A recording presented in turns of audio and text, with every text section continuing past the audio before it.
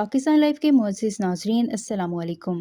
आज हम बात करेंगे एक बड़ी खबर की जो भारतीय मीडिया के मुंह पर जोरदार थप्पड़ की तरह है। जी हाँ, हम बात कर रहे हैं अफगानिस्तान की टीम के चैंपियंस ट्रॉफी के लिए पाकिस्तान आने के ऐलान की। वो भारतीय मीडिया जो बड़े दावे कर रहा था कि अफगानिस्तान भी भारत की तरह पाकिस्तान आकर नहीं खेलेगा, उसको आज मुंह की खानी पड़ी है। साथ ही हम आपको बताएंगे कि 6 दीगर ममालिक ने भी पाकिस्तान में खेलने पर रजामंदी जाहिर की है। सबसे पहले हम बात करेंगे अफगानिस्तान का ये ऐलान क्यों इतना अहम है। अफगानिस्तान की क्रिकेट टीम ने हाल ही में बड़ी जबरदस्त परफॉर्मेंस दी है और वो तेजी से क्रिकेट की दुनिया में उभर रही है। उनका पाकिस्तान आकर चैंपियंस ट्रॉफी में शिरकत करने का फैसला उनके एतमाद की निशानी है। भारतीय मीडिया ने इस मामले पर हमेशा से मनफी प्रोपेगेंडा किया है।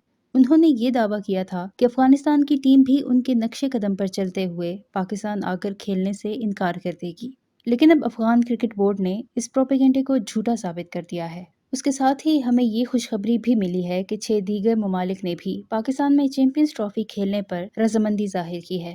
उन ममालिक में ऑस्ट्रेलिया, इंग्लैंड, जनूबी अफ्रीका, न्यूजीलैंड, वेस्ट इंडीज और श्रीलंका शामिल हैं। ये पाकिस्तान के लिए एक बड़ी कामयाबी है और ये साबित करता है कि पाकिस्तान में क्रिकेट के लिए सिक्योरिटी हालात बेहतर हो चुके हैं।